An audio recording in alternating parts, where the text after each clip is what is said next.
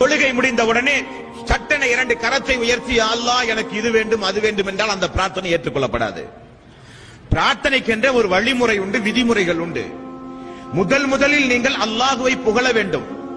இரண்டாவது நபிகள் நாயகம் ஸல்லல்லாஹு அலைஹி வஸல்லம் அவர்கள் மீது நீங்கள் ஸலவாத் சொல்ல வேண்டும். மூன்றாவது தான் நீங்கள் உங்களுக்காக வேண்டி துஆவே செய்ய வேண்டும். இது துஆவினுடைய முறை. எடுத்த உடனே நாம் நம்முடைய தேவைகளுக்காக வேண்டிய அல்லாஹ்விடத்திலே கேட்டால் அந்த துஆ வானத்திற்கும் பூமிக்கும் இடையிலே அந்தரத்தில் தொங்கும் என்று ரசூல் ஸல்லல்லாஹு அலைஹி வஸல்லம் அவர்கள் கூறினார்கள்.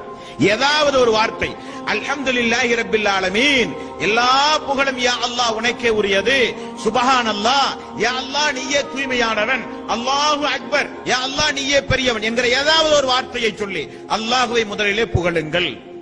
இரண்டாவது நபிகள் நாயகம் ஸல்லல்லாஹு அலைஹி வஸல்லம் அவர்கள் மீது நீங்கள் ஸலவாத் சொல்லுங்கள். அல்லாஹும்ம ஸல்லி அலா முஹம்மதின் வ அலா ஆலி முஹம்மதின் அத்தஹியாத்திலே ஓதுற ஸலவாத். மூன்றாவது தான் நீங்கள் உங்களுக்காக, உங்களுடைய குடும்பத்திற்காக, உங்களுடைய கபர் வாழ்க்கை மறுமை வாழ்க்கைக்காக, ஹிதாயத்திற்காக எல்லாம் அல்லாஹ்விடத்திலே கேட்க வேண்டும். அதைத்தான் அல்லாஹ் ரப்பல் ஆலமீன் சொல்கிறான், வலில்லாஹில் அஸ்மாஉல் ஹுஸ்னா ஃபத்ஊஹு பிஹா.